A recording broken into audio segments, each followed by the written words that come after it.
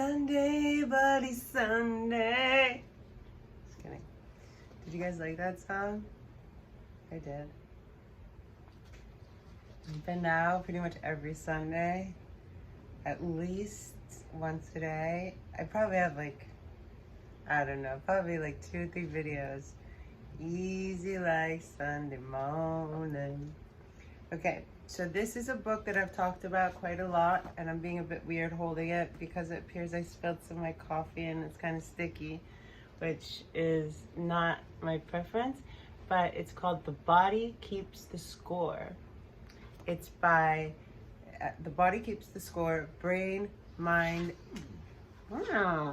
and Body in the Healing of Trauma by Bessel Kolk, MD.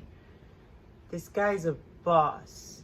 Also, check him out online. He's got lots of discourses. He's very funny and engaging, and he does a lot of talks.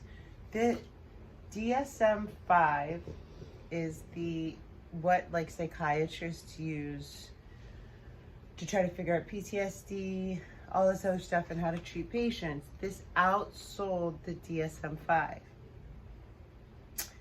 which I am super happy about. So this is about normal versus traumatic memory. And if you've never had a trauma in your life, God bless you. I mean, I've thought about that and I'm like, but I don't know what life would even be like if you'd never experienced trauma. I think everyone has. And I feel like after 2020, I do have a theory. Like after 2020, like the whole shit went down, like right after they had their Chinese New Year celebration or whatever. When all this stuff started happening, I feel like everybody sort of has like global PTSD in a way. So basically what they did is they had a study in Massachusetts in 1994, and they offered to pay $10 to anybody that would come in and talk about, to be on a study. So they introduce themselves and they say, can we ask you about an event that you think you'll always remember, but that is not traumatic? One participant lit up and said, the day that my daughter was born. Others mentioned their wedding day, playing in a winning sports team, or being valedictorian at their high school graduation. Then we asked them to focus on specific sensory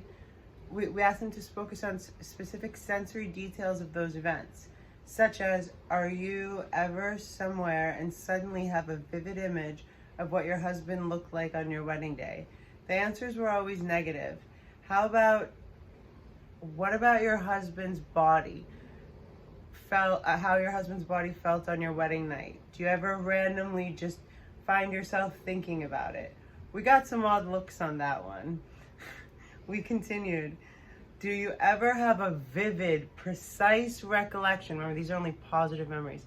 Do you ever have a vivid, precise recollection of the speech you gave as a valedictorian, or whatever the good memory is? Do you ever have intense sensations recalling the birth of your first child? The replies were all no, negative. Then we asked them about traumas that had brought them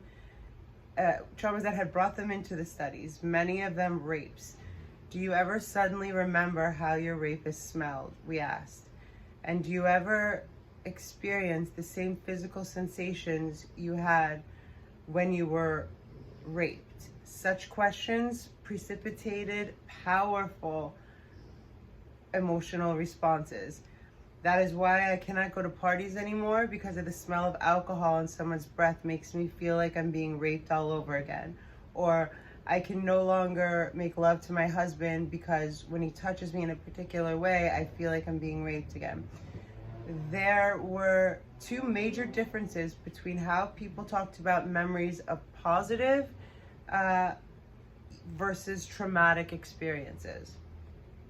Number 1, how the memories were organized. Number 2, their physical reactions to them. So, okay, I'll shut up. They're huge things. Like, imagine having something that you don't know when it can pop out. You can just be like at the market, at the library, whatever, walking your dogs, and out of nowhere, it's like, that shit is so real, I can't even tell you. But I am telling you. Okay. Weddings, birth, graduations were recalled as events from the past, stories with a beginning, a middle, and an end. Nobody said that there were periods when they'd completely forgotten any of these events. In contrast, the traumatic memories were disorganized. Our subjects remembered some details all too clearly: the smell of the rapist, the gash in the forehead of a dead child. It's hard to see, but could not recall the sequence of events or other vital details. The first person who arrived to help, whether the ambulance or police car took them to the hospital, etc. We all asked the participants how they recalled their trauma at 3 points in time: right after it happened, when they were most troubled by their symptoms of the trauma, and during the week before the study. All of our traumatized participants said they had not been able to tell anyone precisely what had happened immediately following the event. This will not surprise anyone who has worked in emergency room or ambulance service.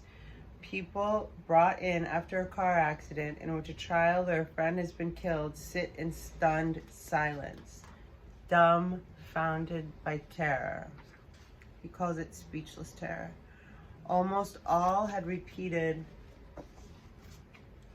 flashbacks. They felt overwhelmed by images, sounds, sensations, and emotions. As time went on, even more sensory details and feelings were activated, but most participants also started to be able to make some sense out of them. They began to know what happened and be able to tell the story to other people, a story that we call the memory of the trauma. Gradually, the images and flashbacks decreased in frequency, but the greatest improvement was in the participants' ability to piece together the details and sequence of the event. By the time of our study, 85% of them were able to tell a coherent story with a beginning, a middle, and an end. Only a few were missing significant details. We noted that the 5 who said they had been abused as children had the most fragmented narratives. Their memories still arrived as images, physical sensations, and intense emotions. In essence, our study confirmed the dual memory system that Janet and his colleagues at Salpetere had described more than 100 years earlier. Traumatic memories are fundamentally different from the stories we tell about the past. They are disassociated. The different sensations that entered the brain at the time of the trauma are not properly assembled into a story, a piece of autobiography. Perhaps the most important finding in our study was that remembering the trauma with all its associated effects does not, as Brewer and Freud claimed back in 1893, necessarily resolve it. I would think that's the dumbest way to try to resolve a trauma, by bringing it back and like making you face it until you're okay with it. Our research did not support the idea that language can substitute for action. Most of our study participants could tell a coherent story and also experience the pain associated with those stories, but they kept being haunted by unbearable images and physical sensations. Research in contemporary exposure treatment, a staple of cognitive behavioral therapy, has similarly disappointing results. Cognitive behavioral therapy is, I'm not a fan. I just recently read a book about that. The majority of patients treated with that method continued to have serious PTSD symptoms 3 months after the end of treatment.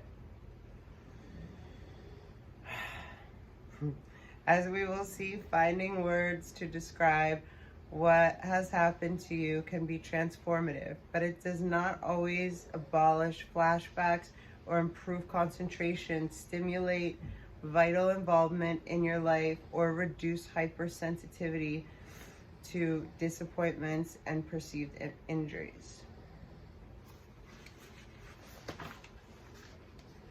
I thought that was the part of the book where he talks about when people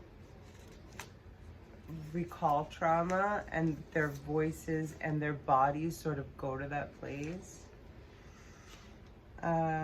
Nobody wants to remember. Let's see if there's another golden nugget in here for right now. This book is just so dope.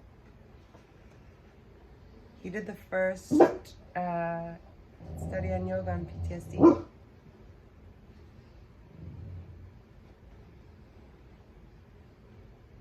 If the people whom you naturally, is random paragraph. If the people whom you naturally turn to for care and protection terrify or reject you, you learn to shut down. Rather relevant for right now, isn't it? If the people whom you naturally turn to for self-care and protection terrify or reject you, you learn to shut down and to ignore what you feel. As we saw in part 3, when your caregivers turn on you, you have to find alternative ways to deal with feeling scared, angry, or frustrated. Managing your terror all by yourself gives rise to another set of problems: dissociation, despair, addictions, chronic sense of panic, and relationships that are marked by alienation, disconnection, and explosions. Patients with these histories rarely make the connection between what happened to them long ago and how they currently feel and behave. Everything just seems unmanageable. Relief does not come until they are able to acknowledge what has happened and recognize the invisible demons they're struggling with. Recall, for example, the men I described in chapter 11 who had been abused by pedophile priests. They visited the gym regularly, took antibiotic steroids, and were strong as oxen. However, in our interviews, they acted like scared kids. The hurt boys deep inside still felt helpless. While human contact and attunement are the wellspring of physiological self-regulation, the promise of closeness often evokes fear of getting hurt, betrayed, and abandoned. Shame plays an important role in this. You will find out how rotten and disgusting I am and dump me. This in quotes. You will find out how rotten and disgusting I am and dump me as soon as you really get to know me. Unresolved trauma can take a terrible toll on relationships. If your heart is still broken because you were assaulted by someone you loved, you are likely to be preoccupied with not getting hurt again and fear opening up to someone new. In fact, you may unwittingly try to hurt them before they have a chance to hurt you. This poses a real challenge for recovery. Once you recognize that post-traumatic reactions started off as efforts to save your life, you may gather the courage to face your inner music or cacophony, but you will need help to do so. You have to find someone you can trust enough to accompany you, someone who can safely hold your feelings and help you listen to the painful messages from your emotional brain. You need a guide who is not afraid of your terror and who can contain your darkest rage. Someone who can safeguard the wholeness of you while you explore the fragmented experiences that you had to keep secret from yourself for so long. Most traumatized individuals need an anchor, a great deal of coaching to do this work.